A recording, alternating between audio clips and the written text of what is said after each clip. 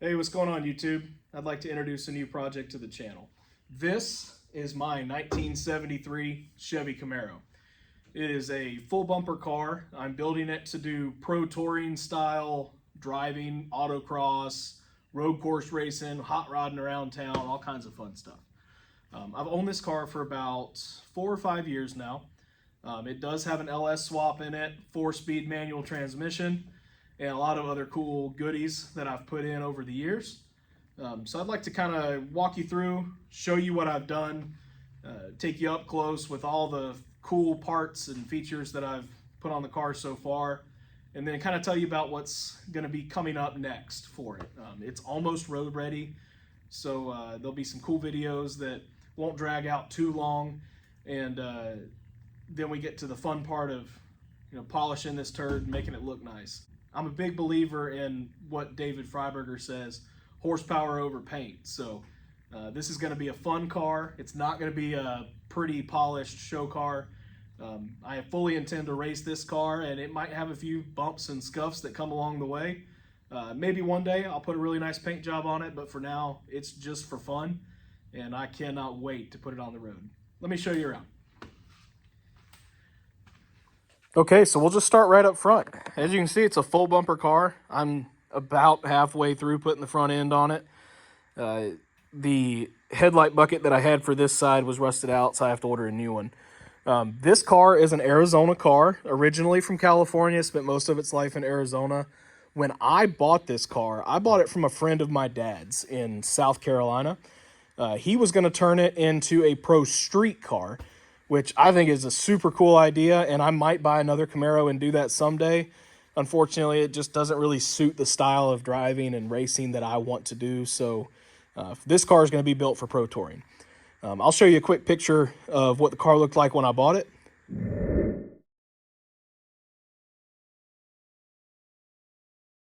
And then I'll take you around the side here. So we've got the car on the 4-post right now, mostly just for storage.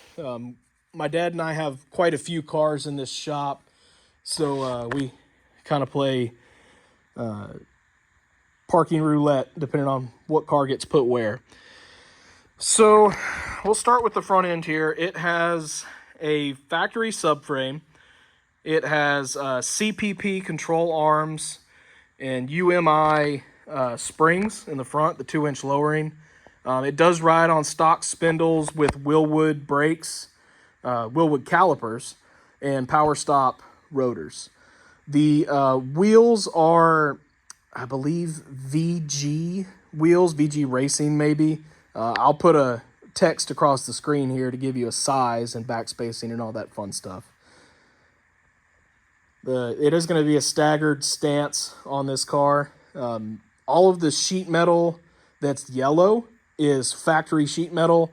The black hood and black front upper valence are pieces that I've found along the way. The hood is a factory hood, just from a different car. The valence is reproduction. As you can see, it doesn't have a windshield in it right now. I've had to fill in some pitting in the metal here that was around the old windshield. This is just metal reinforced filler, so I'm going to sand that smooth before I put the windshield in. I do have it ready to go, and I'll paint the dash before I put it in as well. It's just got a generic seat in it right now just so I can move the car around. I don't plan on running this seat for the whole future. And it's got just a cheap steering wheel that I found on eBay. This car does have a little bit different setup than most people do with an LS swap.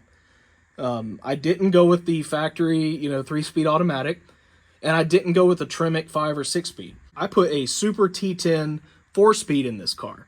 That 4-speed is actually out of my dad's GTO.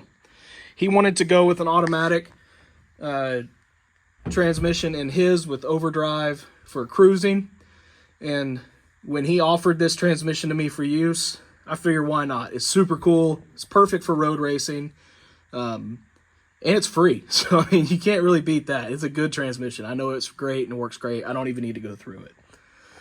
I've got some temporary wiring put in here.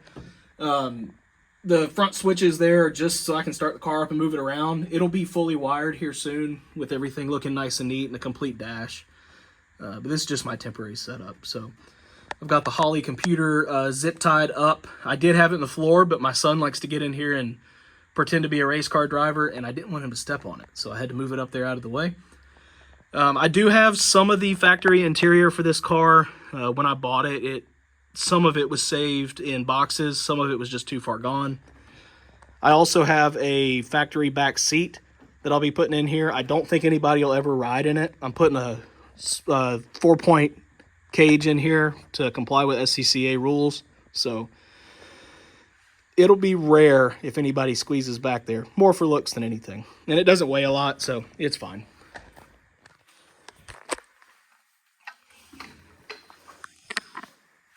Coming around here to the back, again, I've got a little bit wider wheels in the back. I'll put text across the screen to show what size I put in there. This car does have a slight amount of rust down here on the quarter panel. I'll get around to patching that at some point. I do have the patch panel already. I have the factory back glass for it. The door glass is already in. Pop the trunk here with my super secure key and show you what I've got back here.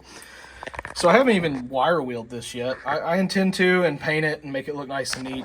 I put the whole Holley EFI system in this car, along with their EFI tank that's made for this car. And I didn't want to have to worry about dropping it if I ever needed to work on things. So I put a little patch back here just so I can access the wiring. And if I ever need to pull that pump out, I can snake it out through this hatch and hopefully not have to drop the whole tank. Again, all the wiring in here is temporary just to get the car started and moved. I do have an Optima battery put back here, along with a temporary shutoff switch. The only reason I have that switch in the car right now is, again, my son likes to get in here and play. So I make it to where he can flip the switches and push the buttons and have all kinds of fun, but he can't get back here to turn this battery switch on. So it makes it safe for him.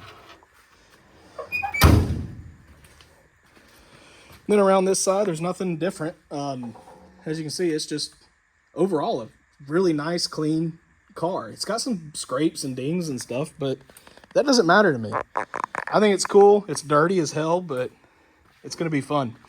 Let's lift it up in the air and show you some of the powertrain.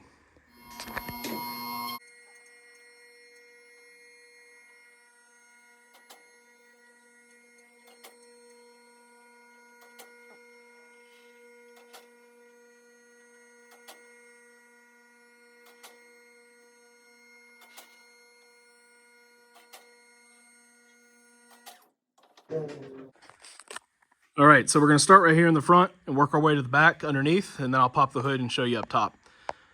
So this car has a Summit Racing aluminum radiator in it, along with their dual electric fan kit. I'll spin you around and show you. It fits really nice. Nothing even close to hitting under here. So this is almost done being wired up. I did just buy a new relay box to go with this, so we'll have this thing ready to go cruise up and down the road here pretty soon. I'll tell you more about the engine and the belt drive and all that fun stuff when we drop the car down. I have not hooked up the heat yet, so I've just got 2 plugs in here for now. We'll get to fixing that later. I do have all brand new steering on this car, with the exception of the box. When I got this car, you saw the pictures of it. It was just a shell, so I was missing a lot of pieces to this. I even had to find a used subframe on Facebook. I ran across that steering box just from a guy on Marketplace, took his word that it was the right one, and I got lucky and it fit. So can't beat 50 bucks. It worked great for now. Again, CPP control arms. I have not even driven this car more than to the end of my driveway and back at this point, so I can't really speak to how good they are or bad. They seem fine to me so far, so no major concerns. I do have UMI motor mounts. These didn't fit in the frame that I put under the car. I don't know if maybe I ordered parts wrong or what, but I had to drill new holes for them. The UMI guys say that I absolutely ordered the wrong mounts, but this subframe for a 70 to 73 fit. Everything lined up perfect. I ordered mounts for a 70 to 73 and they did not fit. So I don't know if I just have a weird year and the bolt holes were different or what, but anyways, it's water under the bridge now. They all fit fine. Moving on back, you can see my wiring here. Again, it's just temporary. I know this is not a proper wiring setup. This is just to start the car up and move it around the garage to work on all the other projects at the same time. But it is a mini high torque starter. Lots of clearance. You can clock it any way you want, so I'm really happy with that. I have, a factory oil pan in here. Speed Engineering long tube headers. I don't think they fit that great. I'll show you in a second. They touch the floorboard, so I'm actually going to swap these out with a set of Hooker mid-length headers. That again, I got them on sale with Holly, having one of their spring clearance deals, and I think I only paid like $120, $130 for them. So we're gonna swap those out and put a full Hooker exhaust on this car. I just think it'll fit better and look better. I'm not gonna really gain or lose any horsepower from the long tube to mid tube. This engine only makes 450 at the crank, so it's not going to be anything crazy. I do have a OER adapter bell housing that I bought from Speedway Motors. I bought this entire kit to put a 4-speed to an LS. The bottom bolt holes don't line up, so we're just going to pray every time before we race that everything else holds up. I don't think it'll be a big deal. Some of the old bell housings didn't even have anything down there, so I think it'll be fine.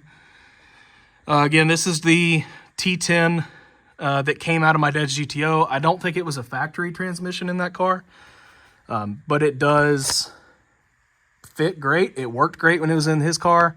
As you can see, it does have some slight drips. It's the only part in this car that leaks. Mainly because I didn't go through and redo the seals. So it'll be fine. It doesn't leak a lot. So we've got some drip pans up here that we slide around for all the different cars we have that leak. So I'm not too worried about it. Here you can see where it's super close to the floor pan. It doesn't hit now, but when I put the pipe on the end of this, it does hit. It won't hang low enough to clear the cross member there. So this is going to go. I'll sell these. They're basically brand new. They might fit another car better. They fit a whole wide range of things. So I'll either sell them or I'll throw them on the shelf and save them for another project someday. I have routed the fuel line already. I think that'll be okay. If you guys don't think so, let me know. Maybe you have a better suggestion for how to route it. I haven't put the inner fenders in yet. I do plan on installing those. So we'll get to that one day. They're sitting over here in a pile of parts. I have the original drive shaft in here, but I do plan to upgrade this drive shaft mainly because when I changed the U-joint on that end, I bent one of the ears and the snap ring won't go in anymore. So we're going to put a new drive shaft in this thing. It's fine for now to move around the shop, but it'll get replaced someday. Moving on back here, we do have new hangers or mounts for the springs. That bolt hole will get fixed when I put my subframe connectors in. The springs that I'm running back here are Summit Racing 2-inch lowering springs. I have no idea if they're going to work or not, but they are just fine for what we've got. I am fully aware that these lower brackets here are not on correctly. I was flip-flopping with the idea of putting my shocks inboard and mounting a crossover tube up top. I don't know if I'm going to do that yet or not. I haven't put shocks anywhere on this car yet, so for now, they're just kind of holding things in place. The rear end that's in this car is not a second-gen Camaro axle. This came out of a good friend of mine's 1967 Camaro. It is a 10-bolt that came out of his car. He upgraded to a 12-bolt, and I didn't even have anything to put back here other than a furniture dolly to move this car around on. So he offered it for a incredibly generous price, and I took him up on it and threw it in here. It's about an inch narrower than the factory rear end. So I did have to get new spring hangers and weld those on. I use my feet and blind Ray Charles welding, so as you can see, it's not the best, but it'll hold. It'll be fine. It's flux core. And there's the Holly EFI fuel tank. That one is pretty. Up here you can see how I've got my fuel regulator. It's, I believe, a Corvette regulator, so I don't have to, it's a filter as well, so I don't have to worry about anything separate. Got my vent lines tied up. They go up over the tank. I need to put a filter on the end of that. I did have to run new brake lines, front and rear, to this car. They were just sitting open for too long, and I didn't like the way that sounded, so everything's new. New hoses on the end as well. This 10-bolt rear end already had a disc brake conversion on it when I got it. I have no idea what brand it is or anything, but the pads are basically new. Calipers are great. Everything's looking good here.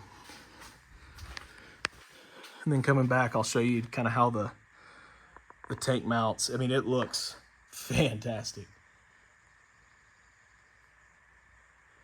So let's go ahead and get this car dropped down, and I will show you under the hood.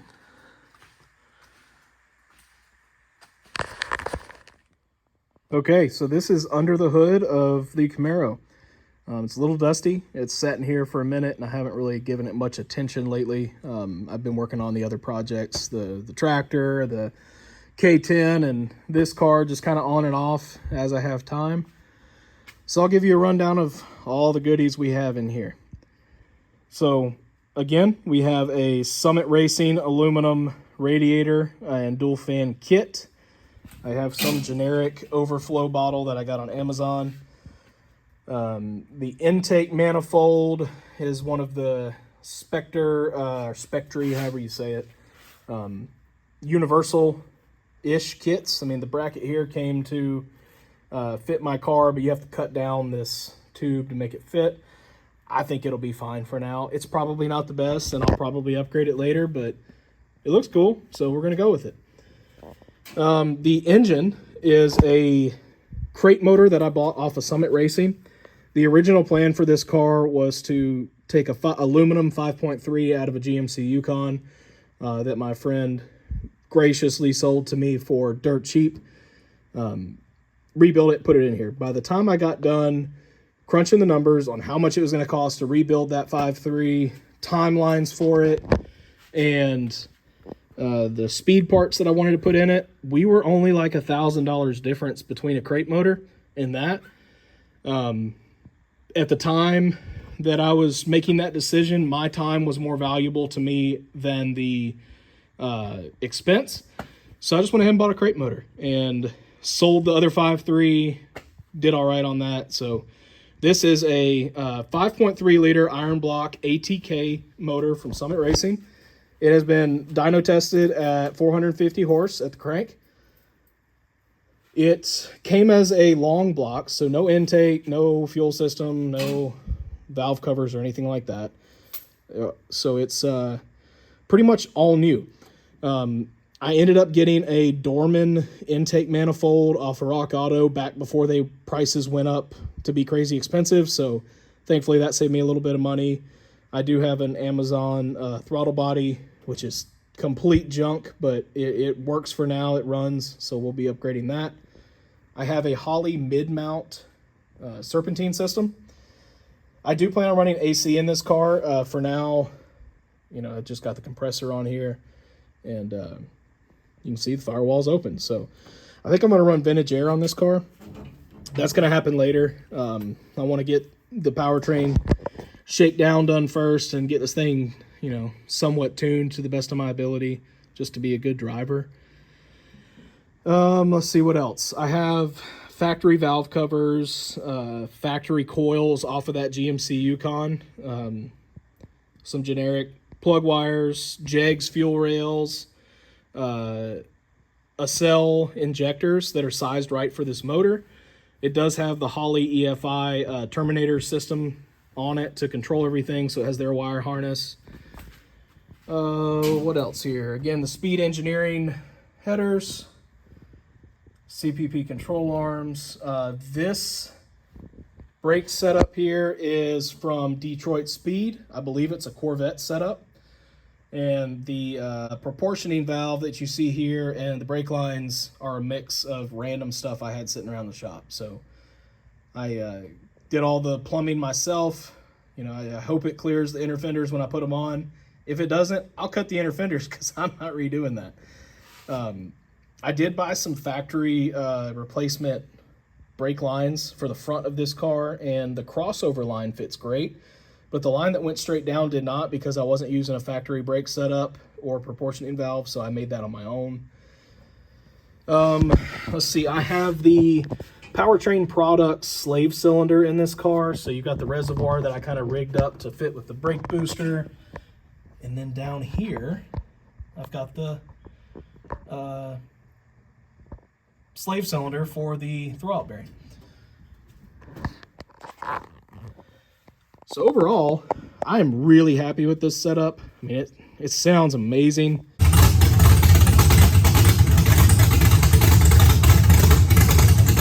With open headers, it's obnoxiously loud, but you know, it's fun. It's a race car. I do plan on running mufflers on this car. I want it to be pretty tame. I might put some cutouts on it later, but that's pretty much it under the hood. It's, you know, I said it all pretty quick, but overall, there's a lot of money that's been thrown at this car so far, and I am so excited to get it running. The hose setup is just some stuff I found at the auto parts store. I did the old bend a coat hanger and take it up there and find something that fits. As you can see, it's dusty. So that's it, guys. This is my little hot rod, my toy, my pride and joy from the past few years. I am so excited to get this on the road, and I would love to take you guys along the ride for the last few things to do here. So if you like what you see, drop a comment. Let me know if you have any questions. I'll be more than happy to answer everything you want to throw at me. I have installed every single nut and bolt on this car, and I'm way too familiar with it. So I'll be glad to help anybody out that's building one, make a video on any more detailed explanations of things, and take you along for all the next steps. So thanks again for watching. Like and subscribe. It really helps me grow my channel, and I'll see you next time.